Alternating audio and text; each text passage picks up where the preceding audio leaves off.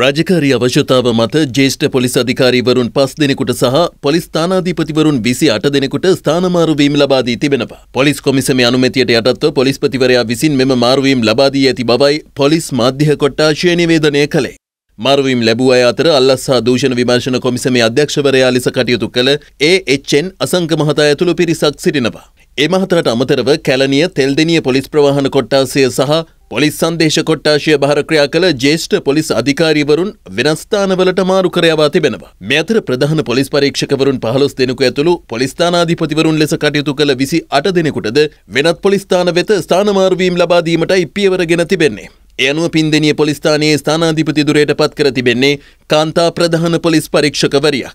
මේ අතර තවත් ජ්‍යෙෂ්ඨ පොලිස් අධිකාරීවරුන් 4 දෙනෙකු මඩකලපුව, රත්නපුර, මොනරාගල යන ප්‍රදේශවල සහ බස්නාහිර පළාත් රථවාහන දිශාව බහර වැඩ බලන නියෝජ්‍ය පොලිස්පතිවරුන් ලෙස පත් කර යවා තිබෙනවා.